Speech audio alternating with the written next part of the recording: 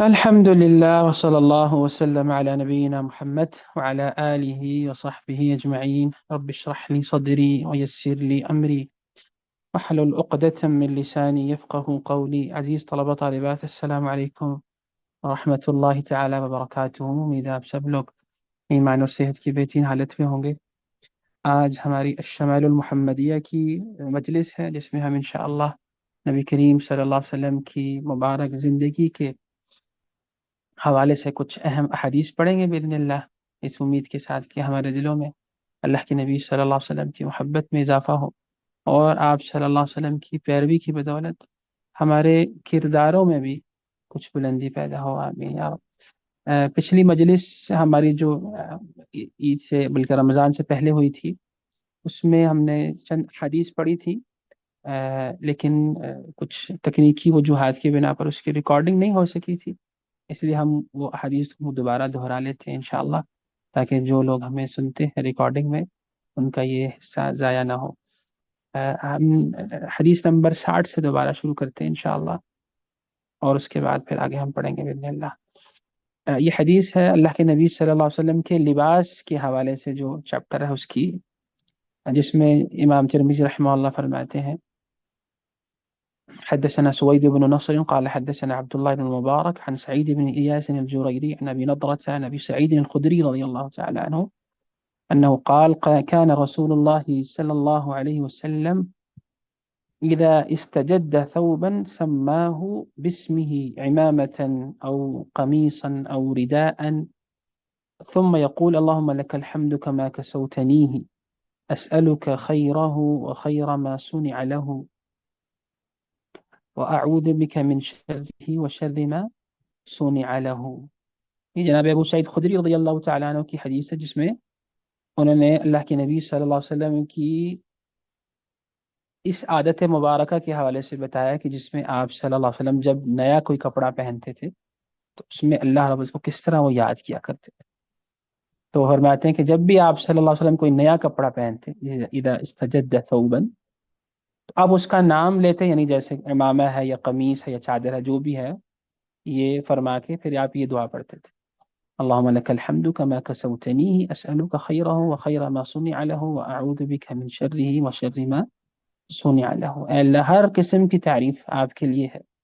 جس طرح آپ نے مجھے یہ پہنایا ہے، یعنی یہ کپڑا پہنایا ہے، یعنی یہاں پر نام لینا، یہ قمیص پہنائی ہے، یہ امامہ پہنایا ہے، یہ لباس کوئی بھی جو اس کا نام ہے، یہاں پر آپ صلی اللہ علیہ وسلم کا ذکر کرتے، اور پھر یہ فرماتے کہ یہ میں تو اس کی خیر اور اس چیز کی خیر جس کے لیے یہ بنایا گیا ہے وہ مانگتا ہوں، اور میں آپ سے اس کی شر اور جس چیز کے لیے بنایا ہے اس کی شر سے میں پناہ مانگتا ہوں. اور اس حدیث کو جیسے کہ شیخ ماہر نے بھی صحیح کہا اس حدیث کی، اس کتاب کے جو محقق ہیں. اگلی حدیث جو ہے وہ اسی سے ریلیٹڈ ہے. امام ترمذی رحمہ اللہ فرماتے ہیں: حدثنا هشام بن يونس الكوفي قال حدثنا القاسم بن مالك المزني عن الجريري عن أنس عن أبي نضرة عن أبي سعيد الخدري رضي الله عنه عن النبي صلى الله عليه وسلم نحوه. یعنی یہ امام ترمذی رحمہ اللہ نے ایک اور سند سے وہی بات کو بیان کیا اور آخر میں کہہ دیا نحوہ، یعنی اسی طرح کا جو ٹیکسٹ ہے مجھے اس سند سے بھی حاصل ہوا، یا میرے جو شیخ ہشام بن یونس انہوں نے بھی مجھے یہ بتایا. یعنی اس میں کوئی نیا ٹیکسٹ نہیں ہے، نیا متن نہیں ہے. اگلی حدیث میں اللہ کے نبی صلی اللہ علیہ وسلم کی ایک اور ایک محبوب چیز کے حوالے سے بات بیان کی گئی تھی. حدثنا محمد بن بشار قال حدثنا معاذ بن هشام قال حدثني أبي عن قتادة عن أنس بن مالك رضي الله تعالى عنه أنه قال كان أحب الثياب إلى رسول الله صلى الله عليه وسلم يلبسه الحبارة. یہ جناب انس رضی اللہ تعالیٰ عنہ کی حدیث میں وہ فرماتے ہیں کہ اللہ کے نبی صلی اللہ علیہ وسلم کو سب کپڑوں میں سے سب سے زیادہ دھاری دار کپڑا پسند تھا. الحبارہ عربی میں دراصل یہ ایک چادر کا نام ہے جو اس زمانے میں یمن میں تیار کی جاتی تھی، اور اس کے اوپر جو ہے وہ یعنی دھاری دار، یعنی اس کو بنایا جاتا تھا خوبصورتی میں اضافہ کرنے کے لیے. یعنی تو آپ صلی اللہ علیہ وسلم کو تو وہ دھاری دار جو کپڑا ہے وہ بہت زیادہ پسند تھا پہننے میں.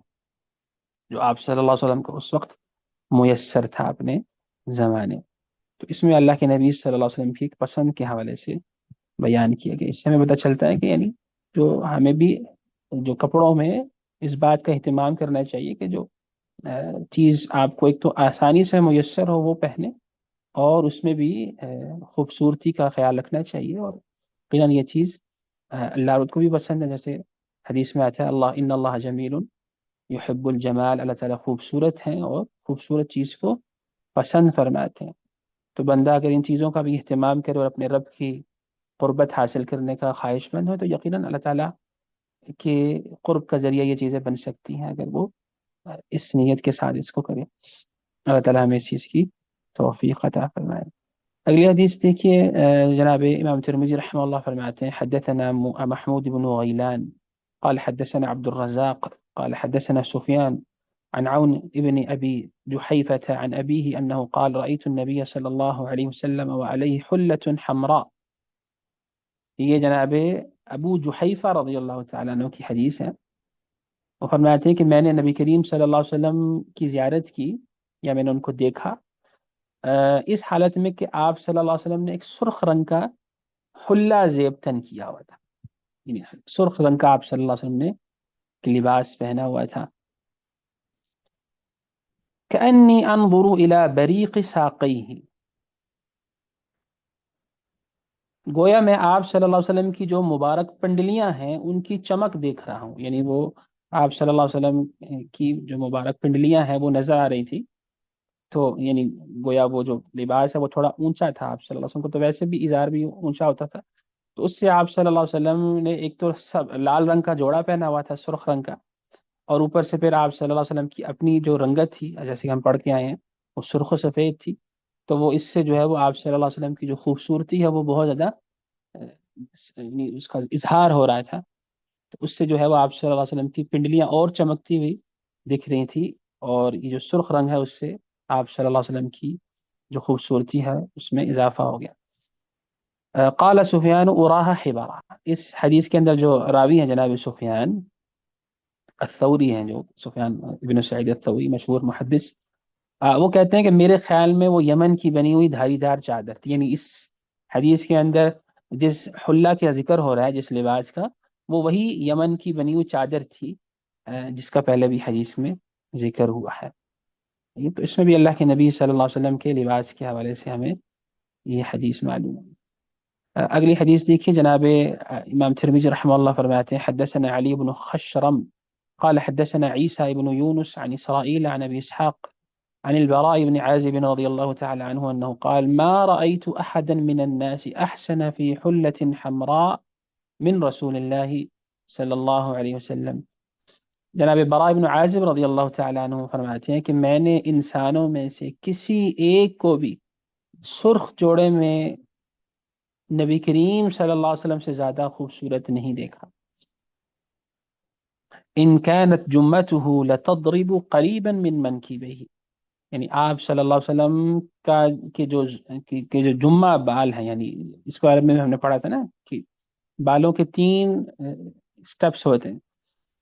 پہلے ہے جس کو عربی میں ولج سوری وفرہ کہتے ہیں، جو آپ کے تقریباً کانوں تک ہوتا ہے، جس کا جب کانوں تک بال کی لو پہنچ جاتے. اس کے نیچے اگر تھوڑا سا اور آ جائیں تو پھر اس کو ہم لما کہتے ہیں، اور اگر وہ کندھوں تک چھو رہے ہوں کندھوں کو تو پھر اس کو ہم جمہ کہتے ہیں. اس کو اگر آپ شارٹ فارم میں کہیں تو ولج بھی کہہ سکتے ہیں، واو لام اور جین، وفرہ لما اور جمہ، اس طرح بھی اس کو یاد کیا جا سکتا. تو جناب عبران نے جب آپ صلی اللہ علیہ وسلم کو دیکھا تو اس وقت آپ صلی اللہ علیہ وسلم کی جو زلفیں ہیں وہ کندھوں کو چھو رہی تھی، اس لیے وہ جمہ انہوں نے کہا. ان كانت جمته لتضرب قریبا من منکبیہ، کہ آپ کے کندھوں کے قریب تھے آپ صلی اللہ علیہ وسلم کے بال. تو آپ صلی اللہ علیہ وسلم کی خوبصورتی میں اضافہ ہو رہا تھا، سرخ رنگ پہننے کی وجہ سے بھی، پھر جو بال مبارک ہیں وہ بھی لمبے تھے. اور اس پہ بھی ہم نے پہلے بات کی تھی کہ اکثر آپ صلی اللہ علیہ وسلم کو جو سراپا مبارک ہے وہ چھوٹے صحابہ سے ہم تک پہنچا ہے. جناب انس ہیں، براء بن عازب ہیں، ابن عباس ہیں. تو اس کی وجہ میں نے آپ کو چونکہ بتائی تھی کہ یہ لوگ آپ صلی اللہ علیہ وسلم کو بہت یعنی آسانی سے ایک تو دیکھ سکتے تھے، اور بڑے صحابہ کے اندر جو ہے وہ بہت زیادہ آپ صلی اللہ علیہ وسلم کی ایک ہیبت کیونکہ وہ موجود ہوتی تھی، تو وہ آپ صلی اللہ علیہ وسلم پر نظریں بھی بہت زیادہ نہیں ٹکا سکتے تھے. تو یہی وجہ ہے کہ چھوٹے صحابہ سے جو روایتیں ہم تک پہنچی ہیں نبی کریم صلی اللہ علیہ وسلم کی حلیہ مبارک کے حوالے سے، آپ صلی اللہ علیہ وسلم کے صلابہ کے حوالے سے صلی اللہ علیہ وسلم. اگلی حدیث دیکھیے جناب ابو رمثا کی یہ حدیث ہے. امام ترمذی فرماتے ہیں حدثنا محمد بن بشار قال حدثنا عبد الرحمن بن مهدي قال حدثنا عبيد الله بن إياد عن أبيه عن أبي رمثة أنه قال رأيت النبي صلى الله عليه وسلم وعليه بردان أخضران. کہ میں جناب ابو رمثا فرماتے ہیں، یہ اللہ کے نبی صلی اللہ علیہ وسلم کے صحابہ میں سے ہیں، کہ میں نے آپ صلی اللہ علیہ وسلم کو اس حالت میں دیکھا کہ آپ کے جسم مبارک پر دو سبز چادریں تھیں. اچھا، پہلے یعنی ہم نے پڑھا تھا کہ لال رنگ کا لباس تھا، اور اب یہاں پر سبز رنگ کا لباس. تو نہیں، یہ آپ صلی اللہ علیہ وسلم کے عادات شریفہ میں سے ہے کہ جو چیز آپ صلی اللہ علیہ وسلم کے زمانے میں جو رائج تھی آپ صلی اللہ علیہ وسلم نے اس کو استعمال کیا. اس میں لال رنگ بھی اس وقت پہنا جاتا تھا، مرد بھی پہنتے تھے، تو آپ صلی اللہ علیہ وسلم بھی پہنا. سبز رنگ موجود تھا تو آپ صلی اللہ علیہ وسلم نے سبز رنگ بھی پہنا. آپ صلی اللہ علیہ وسلم نے چادریں بھی پہنی ہیں. آپ صلی اللہ علیہ وسلم نے لمبا لباس بھی پہنا ہے، جبہ ہو گیا، حلہ جس کو ہم کہتے ہیں. تو یہ سب چیزیں جو بھی معاشرے کے اندر آپ صلی اللہ علیہ وسلم کے اس وقت موجود تھی، وہ آپ صلی اللہ علیہ وسلم نے اختیار کی ہیں. اس کو جو ہم سنن العادات بھی کہتے ہیں، یعنی وہ چیزیں جو آپ صلی اللہ علیہ وسلم نے بطور عادت اپنائی. تو یہاں پر نبی کریم صلی اللہ علیہ وسلم کی عادت مبارکہ میں سے یہ بتایا گیا کہ آپ کبھی کبھی سبز رنگ کی چادریں بھی اوڑا کرتے تھے، یعنی ایک آپ تہبند باندھ لیا کرتے تھے اور ایک چادر آپ صلی اللہ علیہ وسلم اپنے جسم مبارک پر لیا کرتے تھے. اگلی حدیث یہ کہ جناب ابو ابو قیلہ بنت مخرمہ کی حدیث ہے. جناب امام ترمذی رحمہ اللہ فرماتے ہیں اپنی سند سے حدثنا عبد بن حمید قال حدثنا عفان بن مسلم قال حدثنا عبد الله بن حسان العنبري عن جدتيه دحيبة وعليبة عن قيلة بنت مخرمة أنها قالت رأيت النبي صلى الله عليه وسلم وعليه أسمال مليتين. کہ میں نے اللہ جناب قیلہ بنت مخرمہ ایک صحابیہ ہیں، یہ فرماتی ہے کہ میں نے آپ صلی اللہ علیہ وسلم کو اس حالت میں دیکھا کہ آپ صلی اللہ علیہ وسلم کے جسم پر دو پرانی چادریں تھیں. اسمال ملیتین، ملیہ یعنی پرانی، یوز ہوئی ہوئی. کانتا بزعفران، اور ان کے اوپر زعفران تھا، یعنی زعفران کی جو خوشبو ہوتی ہے یا وہ جو جڑی بوٹی ہوتی ہے. وقد نفضته، مگر وہ جھڑ کر اس طرح اس کا معمولی نشان رہ گیا تھا، یعنی اس زعفران کو وہ جو لگی تھی آپ صلی اللہ علیہ وسلم کی چادروں پر، وہ کسی وقت میں آپ صلی اللہ علیہ وسلم نے لگائی ہوگی تو وہ صرف اس کا نشان باقی رہ گیا تھا. وہ جڑی بوٹی جو ہے وہ گر ور گئی تھی، اس کا جو ہے وہ صرف نشان باقی رہ گیا تھا. یعنی وہ اپنے جس حالت میں آپ صلی اللہ علیہ وسلم کو دیکھا انہوں نے، تو وہ ہمیں انہوں نے روایت کی کہ آپ صلی اللہ علیہ وسلم نے اس وقت دو پرانی چادریں اوڑی ہوئی تھی. تو اس سے ہمیں یہ پتہ چلا کہ آپ صلی اللہ علیہ وسلم کے لباس میں چادریں بھی استعمال میں رہی ہیں، اور ایون اس کے اوپر آپ صلی اللہ علیہ وسلم نے خوشبو وغیرہ بھی لگائی ہے، کوئی جڑی بوٹی جیسے زعفران ہو گئی یا اس قسم کی جو جڑی بوٹیاں اس وقت خوشبو کے لیے استعمال ہوتی تھی. تو اس سے بھی ہمیں پتہ چلتا ہے کہ ہمیں بھی اپنی صفائی ستھرائی اور خوشبوؤں کا اہتمام کرنا چاہیے یقیناً، اور یہ چیزیں فطرت سلیمہ میں یقیناً شمار ہوتی ہیں، اور اللہ تعالیٰ اس چیز کو پسند فرماتے ہیں جیسے میں نے پہلے بھی عرض کیا. اور اللہ کے نبی صلی اللہ علیہ وسلم کی ذات شریفہ سے تو ہمیں یہ چیز بہت واضح طور پر ملتی ہے کہ آپ صلی اللہ علیہ وسلم انتہائی اس حوالے سے اہتمام فرماتے تھے خوشبوؤں کا، صاف لباس کا، اور ان چیزوں کی تاکید بھی فرماتے تھے باقاعدہ. تو ہمیں بھی یقیناً ان چیزوں کو اپنی زندگی میں شامل کرنا چاہیے اور اس کا اہتمام کرنا چاہیے. طيب اگلی حدیث ہے جناب ابن عباس رضی اللہ تعالیٰ عنہما کی، اور یہ بھی لباس کے حوالے سے، اس لیے امام ترمذی رحمہ اللہ نے اس کو یہاں ذکر کیا. امام ترمذی رحمہ اللہ فرماتے ہیں حدثنا قتيبة بن سعيد قال حدثنا بشر بن المفضل عن عبد الله بن عثمان بن خثيم عن سعيد بن جبير عن ابن عباس رضي الله عنهما أنه قال قال رسول الله صلى الله عليه وسلم عليكم بالبياض عليكم بالبياض من الثياب ليلبسها أحياؤكم وكفنوا فيها موتاكم. جناب ابن عباس فرماتے ہیں کہ اللہ کے نبی صلی اللہ علیہ وسلم نے ارشاد فرمایا تم لوگ سفید کپڑوں کو اپناؤ، یعنی اس کو اختیار کرو پہناوے وغیرہ میں. لیلبسها احیاؤکم، یعنی تم میں سے جو زندہ ہیں وہ اس کو پہنے، یعنی اپنی ڈیلی روٹین میں. وَكَفِّنُوا فِيهَا مَوْتَاكُمْ، اور اسی طرح جو لوگ فوت ہو جائیں تم میں سے تو ان کو سفید کپڑوں میں کفن دو. فَإِنَّهَا مِنْ خَيْرِ ثِيَابِكُمْ، کیونکہ یہ تمہارے بہترین کپڑوں میں سے ہے. یعنی سفید رنگ کا کپڑا جو ہے اس کو اللہ کے نبی صلی اللہ علیہ وسلم نے پسند فرمایا اور باقاعدہ اس کو پہننے کی بھی تاکید کی کہ ہمیں اس کو اپنانا چاہیے، جو لوگ زندہ ہیں ان کو، اور جو فوت ہو جائیں ان کو بھی سفید کپڑوں میں دفن کرنا چاہیے. تو یہ اس بات کی یعنی دلیل ہے کہ یہ ایک مستحب عمل ہے.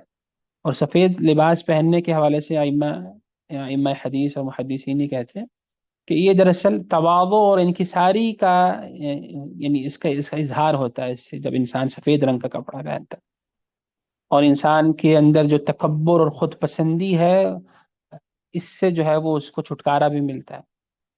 طيب، تو اس سے یقیناً انسان جس قسم کا لباس پہنتا ہے، جس رنگ کا لباس پہنتا ہے، تو اس کی نفسیات پہ بھی یقیناً بہت زیادہ اثر ہوتا ہے. تو جب انسان سفید رنگ کو اختیار کرتا ہے تو اس سے اس کے اندر انکساری اور عاجزی بھی اس کا بھی اضافہ ہوتا ہے، اور اس کا دل جو ہے وہ تکبر اور خود پسندی سے بھی پاک ہوتا ہے. اللہ تعالیٰ ہمیں اس چیز کی توفیق دیں اور ہمارے دلوں کو تکبر اور خود پسندی سے بچائیں. طيب، اگلی حدیث بھی تقریباً اسی مضمون کی ہے. امام ترمذی رحمہ اللہ فرماتے ہیں حدثنا محمد بن بشار قال حدثنا عبد الرحمن بن مهدي قال حدثنا سفيان عن حبيب بن أبي ثابت عن ميمون بن أبي شبيب عن سمرة بن جندب قال قال رسول الله صلى الله عليه وسلم ألبسوا البياض فإنها أطهر وأطيب وكفنوا فيها موتاكم. یہ جناب سمرہ بن جندب رضی اللہ تعالیٰ عنہ کی حدیث ہے. یہ بھی اللہ کے نبی صلی اللہ علیہ وسلم کے مشہور صحابہ میں سے ہیں اور چھوٹے صحابہ میں ان کا شمار ہوتا ہے. اور فرماتے ہیں اللہ کے نبی صلی اللہ علیہ وسلم نے ارشاد فرمایا کہ سفید لباس پہنو، البسو البیاض فإنها أطهر وأطيب، کیونکہ یہ پاک اور صاف ہوتے ہیں. وَكَفِّنُوا فِيهَا مَوْتَاكُمْ، اور اپنے جو فوت شدہ لوگ ہیں ان کو اس میں دفنانے کا اہتمام کرو.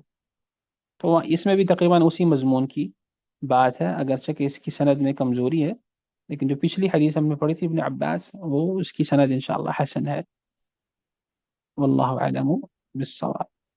اگلی حدیث دیکھیے، جناب عائشہ رضی اللہ تعالی عنہ کی حدیث ہے. وہ فرماتی ہیں، بلکہ امام ترمذی رحمہ اللہ فرماتے ہیں حدثنا احمد بن منیع قال حدثنا يحيى بن زكريا بن ابي زائدة قال حدثنا ابي عن مصعب بن شيبة عن صفية بنت شيبة عن عائشة رضي الله عنها أنها قالت خرج رسول الله صلى الله عليه وسلم ذات غداة وعليه مرط من شعر أسود.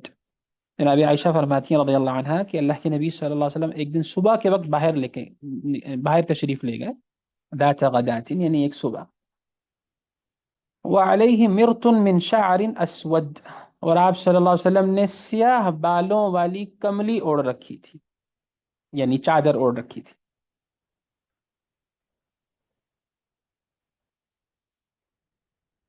طيب، بعض علماء یہ کہتے ہیں کہ یعنی چادر سے مراد یہاں پر تہ بند ہے. یعنی آپ صلی اللہ علیہ وسلم نے جو مرط جس کو عربی میں کہتے ہیں، یعنی وہ ایسا ایک کمبل سا تھا یا جس کو ہم بطور تہ بند استعمال کرتے ہیں یا اس زمانے میں استعمال کیا جاتا تھا. اور یہ امام ترمذی رحمہ اللہ نے اس چیپٹر میں اسی لیے اس کو ذکر کیا کیونکہ اس میں بھی بہرحال نبی کریم صلی اللہ علیہ وسلم کے ایک لباس کے حوالے سے ہمیں اس کی معلومات ملتی ہیں، اور آپ صلی اللہ علیہ وسلم کی عادت شریفہ میں سے ایک چیز کا ہمیں پتہ چلتا ہے. آخری حدیث اس باب کی ہے جناب شعبہ رضی اللہ مغیرہ بن شعبہ رضی اللہ تعالی عنہ. امام ترمذی رحمہ اللہ فرماتے ہیں حدثنا یوسف بن عیسیٰ قال حدثنا وكيع قال حدثنا يونس بن أبي إسحاق عن الشعبي عن عروة بن المغيرة بن شعبة عن أبيه أن النبي صلى الله عليه وسلم لبس جبة رومية ضيقة الكمين. جناب مغیرہ بن شعبہ رضی اللہ تعالیٰ عنہ، یہ بھی چھوٹے صحابہ میں شمار ہوتے ہیں، آپ ان کی پڑھیں ان کی سیرت، ماشاء اللہ یہ بہت ہی عظیم صحابی، سبحان اللہ، اور انتہائی بہادر انسان، اللہ تعالیٰ ان سے راضی ہوں۔ وہ فرماتے ہیں کہ اللہ کے نبی صلی اللہ علیہ وسلم نے ایک بار رومی جبہ پہنا ہوا تھا جس کی دونوں آستینیں تنگ تھی۔ اچھا، روم سے کیا مراد ہے؟ آپ سب جانتے ہیں، سیرہ میں ہم پڑھتے ہیں کہ جزیرہ نما عرب جو ہے اس کے مشرق کی طرف غالباً یہ پرشین امپائر تھی جس کو ہم بلاد فارس کہتے ہیں،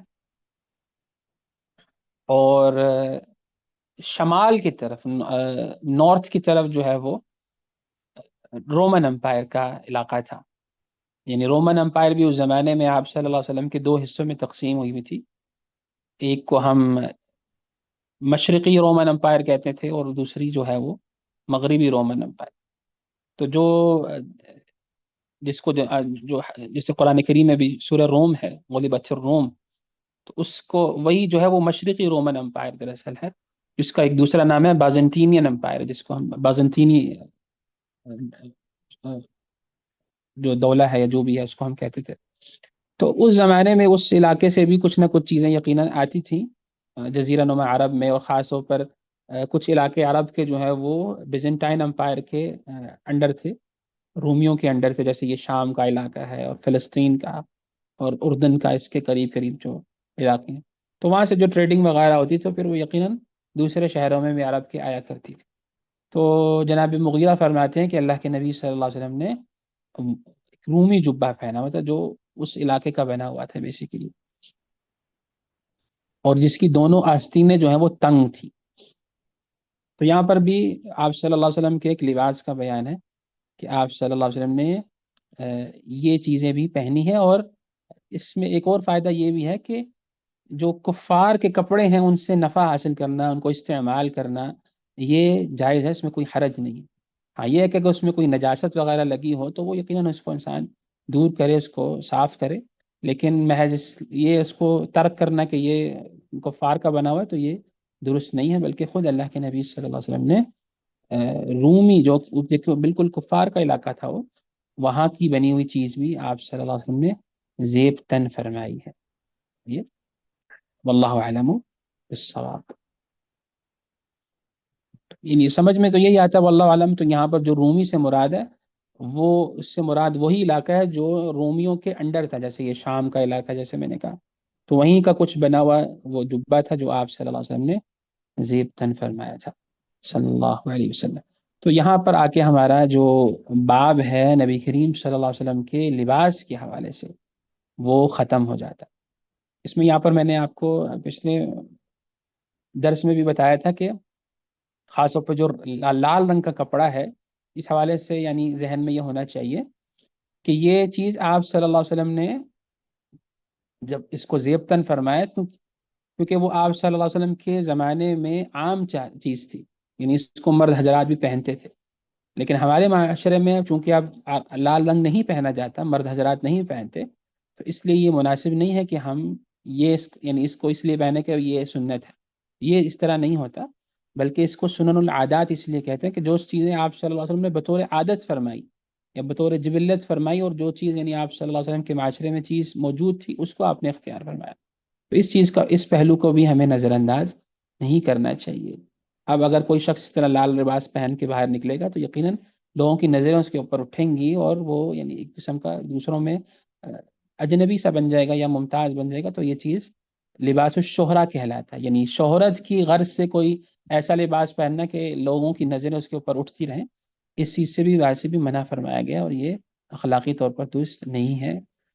اس حوالے سے بھی باقاعدہ ہمارے دین میں احکامات موجود ہیں۔ طیب، تو یہ نقطہ بھی بہرحال ذہن میں رہنا چاہیے۔ طيب اگلا جو ہمارا باب ہے، امام ترمذی رحمہ اللہ نے اپنے کتاب میں ذکر کیا ہے، باب نمبر 9، بہت ہی عظیم باب ہے، سبحان اللہ۔ اور اس کی ہر ہر حدیث ایسی ہے کہ جس میں ہم بہت اس کو غور سے پڑھیں، اور اس کے اندر جو ہمارے لیے رہنمائی ہے اس کو ہم سیکھیں۔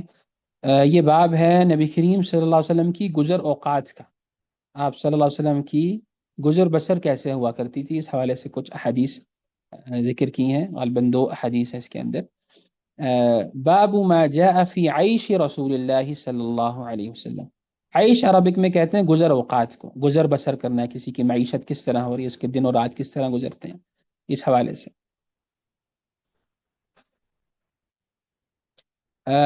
پہلی حدیث میں امام ترمذی رحمہ اللہ فرماتے ہیں حدثنا قتيبة بن سعيد قال حدثنا حماد بن زيد عن أيوب عن محمد بن سيرين قال كنا عند أبي هريرة رضي الله عنه وعليه ثوبان ممشقان من كتان فتمخط في أحدهما۔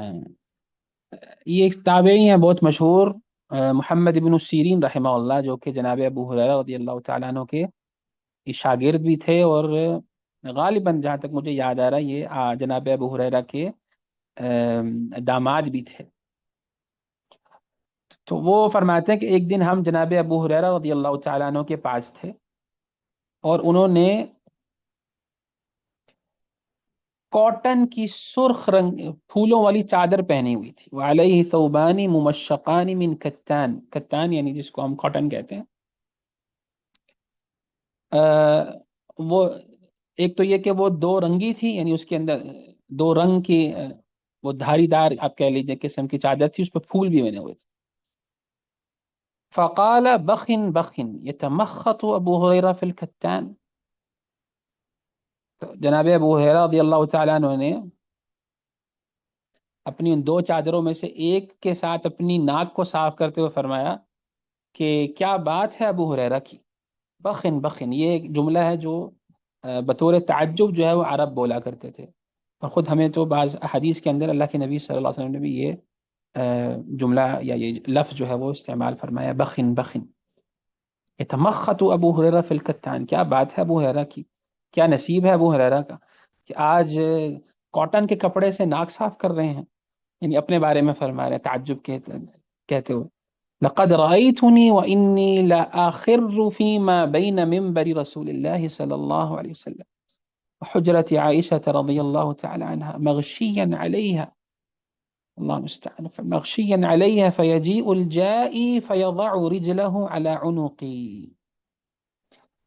قسم ہے اللہ المستعان کہ ایک وقت مجھ پر ایسا بھی گزرا، یعنی میری زندگی کا، کہ جب میں بھوک کی وجہ سے ممبر رسول اور جناب عائشہ رضی اللہ تعالی عنہ کے کمرے کے درمیان کی جو جگہ ہے وہاں پر میں نیم بے ہوشی کی عالم میں پڑا ہوا ہوتا تھا، وإنی لأخر فیما بین ممبر رسول اللہ صلی اللہ علیہ وسلم وحجرت عائشہ مغشیا علیہ، اور مجھ پہ جو ہے وہ یعنی ایک قسم کی بے ہوشی طاری ہوتی تھی، فیجیء الجائی فیضع رجلہ علی عنق ترى ان بی جنونا، تو وہاں سے گزرنے والا کوئی بھی جو گزرتا تھا تو وہ مجھے دیوانہ سمجھ کے، پاگل سمجھ کے میری گردن کو رونتے ہوئے چلا جاتا تھا، یعنی بعض اوقات یعنی اللہ المستعان میری گردن پہ اس کا پاؤں بھی پڑ جاتا تھا، کہ یعنی یعنی بے خیالی کے عالم میں لوگ جو وہ اس طرح گزر جاتے تھے۔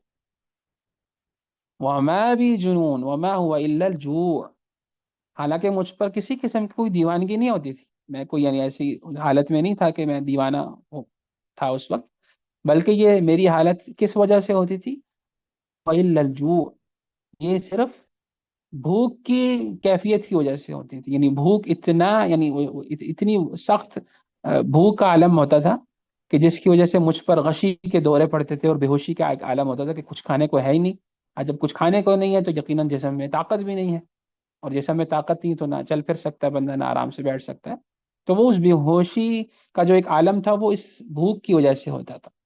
تو اور آج حالت یہ ہے، جناب ابو ہریرہ اپنے بارے میں فرماتے ہیں کہ میں نے کاٹن کی چادر پہنی ہوئی ہے اور اس سے میں ناک صاف کر رہا ہوں، یعنی وہ اپنے اوپر ایک تعجب کا اظہار کر رہے ہیں، اور اس کے ساتھ ساتھ اپنے بارے میں یہ فرما رہے ہیں کہ کیسے اللہ عزت نے ان کے حال کو بھی بدلا، کہ پہلے جو ہے وہ انتہائی تنگی اور عسرت کا زمانہ دیکھا. یہ اس زمانے کی بات ہے جب نبی کریم صلی اللہ علیہ وسلم نے اصحاب صفہ کا ایک چبوترا بھی قائم کیا ہوتا نا. آپ لوگ جانتے ہیں جناب ابو ہریرہ اصحاب صفہ میں سے تھے، یعنی وہ لوگ جن کا کوئی اپنا گھر بار نہیں تھا، تو وہ مسجد کے آخر میں ایک چبوترا ہوتا تھا، ایک جگہ سی ہوتی تھی، وہاں پر ایسے صحابہ رہا کرتے تھے. تو ان کے کھانے پینے کا انتظام بھی باقی صحابہ پر ہوتا تھا. خود اللہ کے نبی صلی اللہ علیہ وسلم بھی بعض اوقات ان کے لیے کھانا بنواتے تھے، یا کسی صحابی کو کہہ دیا کہ آپ لوگوں کے گھر میں کتنے لوگوں کا کھانا ہے تو ہم آج آئیں گے آپ کی طرف، یا لوگ ان کی طرف بھیج دیتے تھے کھانا. تو اسی طرح لوگوں کا گزر اوقات ہوتا تھا، اور یہ سارے کے سارے دین کو سیکھنے والے ہوتے تھے.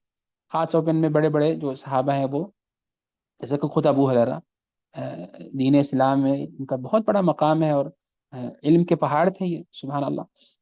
تو جب ابو ہریرہ انہی لوگوں میں سے تھے. وہ تو پھر بعد میں جب غزوہ خیبر ہوا اس کے بعد جو ہے وہ حالات بدلے، اہل ایمان کے مدینہ کے اندر تھوڑا خوشحالی آئی. ورنہ جناب عائشہ جیسے فرماتی ہیں کہ اس سے پہلے تو بڑا ہی یعنی برا حال تھا، اور بہت ہی یعنی تنگی اور اسرت کا زمانہ تھا صحابہ کرام پر. تو یہ وہ زمانے کی بات جناب ابو ہریرہ کر رہے ہیں کہ ایک وقت وہ تھا کہ جب کھانے کو کچھ نہیں ہوتا تھا، اور اب یہ ہے کہ اللہ تعالیٰ نے اتنا کرم کیا ہے مجھ پر کہ مجھے دو چادریں میں نے پہنی ہوئی ہیں، اور ایک وہ بھی کاٹن کی چادریں، اور اس سے میں اپنی ناک صاف کر رہا ہوں. تو یہ یقیناً اللہ تعالیٰ کی ہی مہربانی ہے، اور ہمیں اسی سے مانگنا چاہیے کہ وہ ہمیں عافیت میں رکھے. فَإِنَّ مَعَ الْعُسْرِ يُسْرًا، بلا شبہ ہر مشکل کے بعد آسانی بھی ہوتی ہے. اور یہ خوشحالی اور فرحت ہے، یہ بھی انسان کے لیے ایک نعمت ہے یقیناً. اور جو مشکل اور تنگی جب آتی ہے تو وہ بھی یقیناً اس کے اوپر آزمائش ہوتی ہے، اس کو اس پر صبر کرنا چاہیے، اور اللہ تعالیٰ کی رحمت سے نا امید نہیں ہونا چاہیے. لا تقنطوا من رحمت اللہ. اور اللہ کے نبی صلی اللہ علیہ وسلم نے اپنے صحابہ کی جو تربیت فرمائی ایمانی، اس کے اندر یہی چیز تھی کہ وہ ہر حال میں اپنے رب کا شکر ادا کرتے تھے. بلکہ آپ دیکھیں سبحان اللہ، جناب ابو ہریرہ کو یعنی یہ تعجب ہو رہا ہے کہ سبحان اللہ میں اب اچھی حالت میں ہوں، تو یہ بھی میرے رب کی مہربانی ہے مجھ پر. اور کتنے صحابہ کے بارے میں ہمیں ملتا ہے کہ وہ اپنے اوپر کتنا وہ ڈرا کرتے تھے کہ جب ان کے اوپر دنیا کی فراوانی ہو گئی، دنیا کی جو نعمتیں ان کو ملی، تو وہ ڈرا کرتے تھے کہ کہیں یہ چیز ہمارے لیے باعث فتنہ نہ بن جائے. اور ہمارا حال یہ ہے ہمارے معاشرے میں کہ لوگ جو ہیں وہ بس اسی چیز کی طرف دوڑتے رہتے ہیں، ہماری زندگی بہتر بن جائے، ہم اچھے سے اچھا کی طرف چلے جائیں، اور ہمارا بینک بیلنس بڑھ جائے. جبکہ اصل چیز کو پھر وہ بھول جاتے ہیں کہ آخرت کی جو زندگی ہے، اور اس دنیا میں جو بندگی کے جو امور ہیں اس کو پورا کرنا، اس پہ بھی یقیناً ہمیں سوچنا چاہیے کہ کہاں صحابہ کرام جیسی ایمانی جماعت جو ان چیزوں کو اپنے لیے فتنہ سمجھتی تھی اور آزمائش کی چیزیں سمجھتی تھی، اور ڈرتی تھی کہ کہیں ہم پر جو دنیا کی نعمتیں کھل گئی ہیں یہ ہمارے لیے باعث آزمائش نہ بن جائیں. اور دوسری طرف ہم جیسے لوگ ہیں کہ جن کا یہی بس ہوتا ہے کہ ہمارے لیے ہر آسانی اور آسائش آ جائے. اللہ تعالی ہمارے حال پر رحم فرمائے.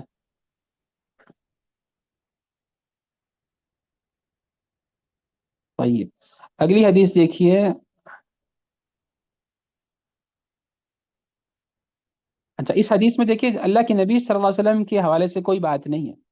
یعنی گویا امام ترمذی رحمہ اللہ نے اس کو اس لیے بھی بیان کیا کہ اللہ کے نبی صلی اللہ علیہ وسلم کے زمانے میں عام طور پہ لوگوں کا کیسا حال ہوتا تھا، کیا جو گزر بسر ہے وہ یعنی بس گزارے لائق ہوتی تھی. کوئی ایسا نہیں ہے کہ وہ بہت زیادہ کوئی ٹھاٹ باٹ میں زندگی صحابہ کرام گزارا کرتے تھے. تو جب صحابہ کرام کی یہ حالت ہے تو اللہ کے نبی صلی اللہ علیہ وسلم تو پھر زہد اور تقوی کے امام ہے سب کے. تو یقیناً آپ صلی اللہ علیہ وسلم کی جو حالت ہے وہ اس سے بھی زیادہ مختلف تھی. آگے ہم پڑھیں گے انشاءاللہ. امام ترمذی رحمہ اللہ فرماتے ہیں حدثنا قتيبة قال حدثنا جعفر بن سليمان الضبعي عن مالك بن دينار قال ما شبع رسول الله صلى الله عليه وسلم من خبز قط ولا لحم إلا على ضفف. یہ جناب مالک بن دینار رحمہ اللہ کی حدیث ہے. مالک بن دینار جو ہیں وہ ایک تابعی ہیں، یعنی صحابہ کرام کے شاگردوں میں ان کا نام آتا ہے. اچھا، انہوں نے اللہ کے نبی صلی اللہ علیہ وسلم کے بارے میں یہ بات بیان کی ہے. تو اس میں صحابی کا ذکر نہیں ہے کہ انہوں نے کس سے یہ بات سنی ہے، کیونکہ انہوں نے تو اللہ کے نبی صلی اللہ علیہ وسلم کا زمانہ نہیں پایا. تو یقیناً بیچ میں کوئی نہ کوئی صحابی ہے یا کوئی اور ہے جس سے انہوں نے یہ چیز سنی. تو وہ فرماتے ہیں کہ اللہ کے نبی صلی اللہ علیہ وسلم نے کبھی بھی روٹی اور گوشت پیٹ بھر کر نہیں کھائی. ما شبع رسول اللہ صلی اللہ علیہ وسلم من خبز قط ولا لحم. نہ آپ نے گوشت کبھی سیر ہو کے کھایا پیٹ بھر کے، نہ کبھی آپ صلی اللہ علیہ وسلم نے روٹی پیٹ بھر کے کھائی. الا علی ضفف، مگر لوگوں کے ساتھ. یعنی جب آپ صلی اللہ علیہ وسلم کسی مجلس میں ہوتے یا اس طرح کا ایک کوئی دعوت وغیرہ کا اہتمام ہوتا تو اس میں آپ صلی اللہ علیہ وسلم کبھی پیٹ بھر کے کھا لیا کرتے تھے یہ چیزیں بھی. لیکن ویسے آپ صلی اللہ علیہ وسلم کی زندگی کے اندر آپ کی جو عام روٹین ہے گزر بسر، اس میں یہ نہیں ہوتا تھا کہ آپ صلی اللہ علیہ وسلم پیٹ بھر کے روٹی یا گوشت وغیرہ کا سالن جو ہے وہ کھائیں. یعنی انتہائی سادگی کے ساتھ آپ صلی اللہ علیہ وسلم زندگی گزارا کرتے تھے. اور ویسے بھی یہ چیزیں اتنی میسر بھی نہیں ہوتی تھی اس زمانے میں. جیسے میں نے کہا کہ آپ صلی اللہ علیہ وسلم اور دیگر صحابہ کرام کی حالات میں تبدیلی آئی غزوہ خیبر کے بعد، جب اللہ رب العزت نے ان کو خیبر جیسی جو زمین ہے وہ عطا فرمائی اور وہ فتح فرمائی مسلمانوں نے اللہ رب العزت کے فضل سے. تو وہاں کیونکہ بہت زیادہ باغات اور کھیت کھلیان ہوا کرتے تھے کہ کاشتکاری ہوتی تھی، تو وہ اللہ کے نبی صلی اللہ علیہ وسلم نے ان لوگوں میں تقسیم فرمائی تھی جو آپ صلی اللہ علیہ وسلم کے ساتھ گئے تھے خیبر کے اندر. تقریباً 1500-1600 صحابہ کرام تھے. اس میں جناب عمر رضی اللہ تعالیٰ عنہ بھی فرماتے ہیں کہ مجھے اس خیبر کی زمین میں جو میرا حصہ جو مجھے ملا وہ میری زندگی کا سب سے بہترین سرمایہ تھا. یعنی اس سے بہتر جگہ میں نے کبھی میرے پاس نہیں تھی، اس جیسے بہتر مال وہی نہیں تھا میرے پاس. صحیح بخاری کی غالباً حدیث ہے. تو اس سے آپ اندازہ لگائیے کہ وہ خیبر کی جو سرزمین تھی جس پہ یہودی کسی زمانے میں رہتے تھے، تو وہ جب فتح ہوئی اس کے بعد پھر اہل ایمان کی حالات میں بہتری آئی. اور خود اللہ کے نبی صلی اللہ علیہ وسلم نے بھی پھر اسی آگے جو آپ صلی اللہ علیہ وسلم کو زمین ملی اس میں سے، تو اس سے اپنے لیے، اپنے اہل ویال کے لیے اور دیگر فقراء اور مساکین کے لیے اس میں آپ صلی اللہ علیہ وسلم باقاعدہ حصے مقرر فرمائے تھے صلی اللہ علیہ وسلم.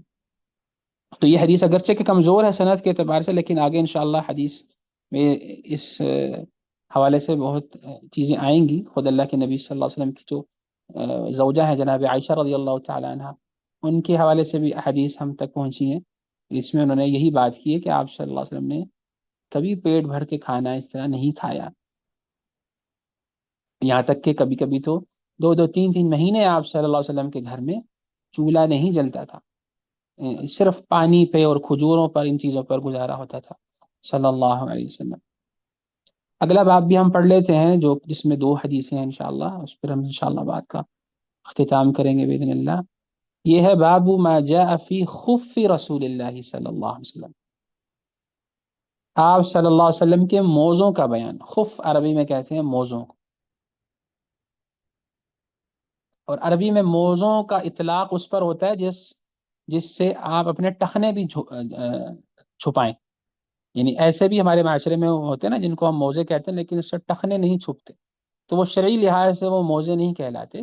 نہ اس کے اوپر مسا ہو سکتا ہے. مسا جو اسی وقت ہوتا ہے جب انسان کے جو ٹخنے ہیں وہ بھی چھپے ہوئے ہوں، ان موزوں پر مسا کیا جاتا ہے. تو یہ چیز بھی آپ صلی اللہ علیہ وسلم کی استعمال میں رہی ہے، موزے وغیرہ. اور یقیناً اس حوالے سے ہمارے پاس جیسے کہ پورا باب بھی ہے کتاب المسح یا باب المسح کے اندر، موضوع پر مسح کیسے کرنا ہے وہ بھی اللہ کے نبی صلی اللہ علیہ وسلم نے ہمیں سکھایا ہے. تو امام ترمذی رحمہ اللہ نے اس کو اس لیے بھی ذکر کیا کیونکہ اس کا تعلق اللہ کے نبی صلی اللہ علیہ وسلم کے ساتھ ہے کہ آپ صلی اللہ علیہ وسلم نے اپنی مبارک زندگی میں اس کو بھی استعمال فرمایا ہے. اور یہ پہلی حدیث کیا ہے جناب ابن بریدہ رضی اللہ تعالی عنہ کی. یعنی ابن بریدہ سے مراد یعنی بریدہ الاسلمی رضی اللہ عنہ. امام ترمذی رحمه الله فرماتے ہیں حدثنا حناد بن السری قال حدثنا وكيع عن دلهم ابن صالح عن حجير ابن عبد الله عن ابن بريدة عن أبيه بريدة أن النجاشي أهدى للنبي صلى الله عليه وسلم خفين أسودين ساذجين. جناب بریدہ فرماتے ہیں رضی اللہ عنہ کہ اللہ کے نبی صلی اللہ علیہ وسلم کو جو شاہ حبشہ ہے، نجاشی جس کا لقب تھا، اور اس کا جو اصل نام تھا اصحمہ تھا، جو کہ ایمان بھی لے کر آگے تھے، انہوں نے آپ صلی اللہ علیہ وسلم کو سیاہ رنگ کے 2 موزے بطور ہدیہ بھیجے. آپ صلی اللہ علیہ وسلم کو گفٹ بھیجا. फलबिसहुमा, तो आप सल्लल्लाहु अलैहि वसल्लम ने उनको पहना यानी इस्तेमाल किया। थुम्मा तवद्दअ, और उसके बाद फिर आप सल्लल्लाहु अलैहि वसल्लम ने वुजू फरमाया। व मसह अलैहिमा, तो उसके ऊपर आपने मसह फरमा लिया। आइए, इस हदीस की सनद तो अगरचे के कमज़ोर है। अ, आगे हम देखते हैं इंशाल्लाह, इस हवाले से हदीस आएगी मसह के हवाले से। अ, طيب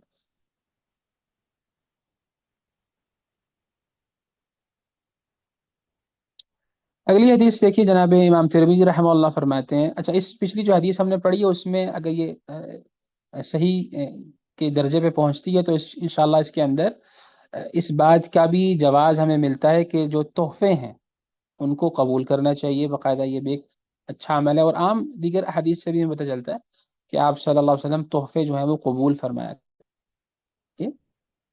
और इवन अगर आप यानी कोई कोई काफिर शख्स भी आपको कोई तोहफा वगैरह देता है, तो उसको भी कबूल करने में कोई हरज नहीं है। और इसी तरह मौजों के ऊपर मसा भी किया जा सकता है, आगे बहुत सारी हदीस इस हवाले से मौजूद हैं। अगली हदीस देखें, इंशाल्लाह उसकी सनाद भी हसन है। इमाम तिरमिज़ी रहमतुल्लाह फरमाते हैं, हदसना क़ुतैबह बिन सईद قال حدثنا يحيى بن زكريا بن أبي زائدة عن الحسن بن عياش عن أبي إسحاق عن الشعبي أنه قال المغيرة بن شعبة، ये जनाब मुगीरा बिन शुअबा रज़ियल्लाहु तआला अन्हु की हदीस है। और फरमाते हैं, अहदा दिहयतुन लिन्नबी सल्लल्लाहु अलैहि वसल्लम, अहदा दिहयतु लिन्नबी सल्लल्लाहु अलैहि वसल्लम खुफ़ैन। जनाब दिहिया ये एक और सहाबी हैं, दिहिया इब्न साइब अल कल्बी, सॉरी, दिहिया इब्न खलीफा अल कल्बी उनका नाम था। जनाब मुगीरा कहते हैं कि जनाब दिहिया रज़ी अल्लाह तआला अन्हु ने अल्लाह के नबी सल्लल्लाहु अलैहि वसल्लम को दो मोज़े बतौर तोहफा दिए। यानी सहाबी जो है वो अल्लाह के नबी सल्लल्लाहु अलैहि वसल्लम को मोहब्बत में दो मोज़ों का तोहफा दे रहे हैं। फलबिसहुमा, तो आप सल्लल्लाहु अलैहि वसल्लम ने उनको जेबतन फरमा लिया, उसको पहन लिया। वक़ाल इसराइल अन जाबिर अन आमिर इब्न अन आमिर वजुब्बतन। अच्छा, इमाम तिरमिज़ी रहमतुल्लाह फरमाते हैं कि इसी सनद के अंदर एक जो उनके शेख हैं इसराइल, वही रिवायत करते हैं जाबिर से, और जाबिर जनाब आमिर से रिवायत करते हैं कि उन्होंने मोज़ों के साथ साथ एक जुब्बा भी भेजा था। यानी इमाम तिरमिज़ी रहमतुल्लाह ने यहाँ पर दो यूं कह लीजिए कि सनदें बयान की हैं। एक सनद से उन्होंने ये बयान किया कि मुझ तक ये बात पहुंची है अपने शयूख से कि जनाब दिहिया ने मोज़े दिए। दूसरे शेख से ये बात भी पहुंचती है कि मोज़ों के साथ उन्होंने एक जुब्बा भी अता फरमाया, अल्लाह के नबी सल्लल्लाहु अलैहि वसल्लम को तोहफा दिया। फलबिसहुमा हत्ता तखर्रका, तो आप सल्लल्लाहु अलैहि वसल्लम ने उनको पहना, यानी वो मोज़े जो हैं, यहाँ तक कि वो फट गए। यानी आप सल्लल्लाहु अलैहि वसल्लम ने उनको इतना इस्तेमाल किया कि वो अ, फट गए जगह जगह से। ला यदरी अन्नबी सल्लल्लाहु अलैहि वसल्लम अज़कियुन हुमा अम ला, नबी करीम सल्लल्लाहु अलैहि वसल्लम को ये मालूम नहीं था कि ये मजबूह जानवर की खाल के हैं या गैर मजबूह के, यानी उस किस जानवर के बने हुए। क्योंकि आपको याद है ना कि मोजे जो है उस जमाने में आमतौर पर ये खाल से बने होते थे। तो आप सल्लल्लाहु अलैहि वसल्लम के बारे में वो फरमा रहे हैं कि आप सल्लल्लाहु अलैहि वसल्लम को नहीं मालूम था कि वो बाकायदा यानी जानवर को ज़िबा करके उसकी खाल से बनाए गए हैं या बगैर ज़िबा करके उसकी खाल से बनाए गए हैं। भाई, यानी उसको शरई तरीके से ज़िबा किया भी गया है या नहीं किया, लेकिन उसके बावजूद आप सल्लल्लाहु अलैहि वसल्लम ने उसको इस्तेमाल फरमाया। भाई, अच्छा, आप लोगों के जहन में होगा ये जो दिहिया जिनका यहाँ जिक्र है इस हदीस के अंदर मुगीरा बिन शुअबा ने किया है, ये भी अल्लाह के नबी सल्लल्लाहु अलैहि वसल्लम के बहुत मशहूर सहाबा में से हैं। और यही वो सहाबी हैं जिनकी शक्ल सूरत में जनाब जिब्रील अलैहिस्सलाम आप सल्लल्लाहु अलैहि वसल्लम के पास आते थे लोगों के मजमे में। यानी जब बहुत ज़्यादा लोग हों और जनाब जिब्रील कभी किसी इंसान की शक्ल में आए, तो वो अक्सर जनाब दिहिया की शक्ल में आया करते थे। तो लोग समझते थे कि दिहिया आए हुए हैं, जबकि वो जनाब जिब्रील हुआ करते थे। तो ये बनु कल्ब से ताल्लुक़ रखते हैं, एक मशहूर अरब का कबीला है। और ये बहुत ही हसीन व जमील शख्सियत के मालिक थे, अल्लाह ताला ने इनको बड़ा हुस्न व जमाल अता फरमाया था। आइए,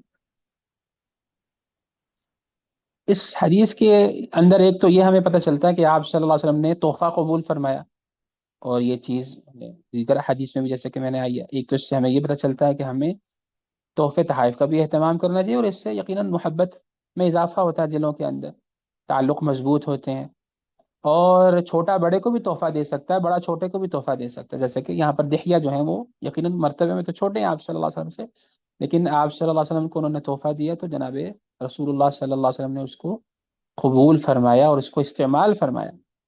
تو اسی طرح آپ صلی اللہ علیہ وسلم بھی بعض اوقات لوگوں کو تحفہ دیا کرتے تھے، تو تحفہ تحائف دینا چاہیے، یہ بھی بہت اچھا عمل ہے اور مستحب عمل ہے، اس سے بہت زیادہ فائدہ ہوتا ہے یقیناً، معاشرے کے اندر بھی اور رشتوں کے اندر بھی مضبوطی آتی ہے، محبت پیدا ہوتی ہے، جیسے کہ حدیث میں بھی آتا ہے تحادوا تحابوا، ایک دوسرے کو تحفے دو جس سے آپس میں محبت بڑھتی ہے۔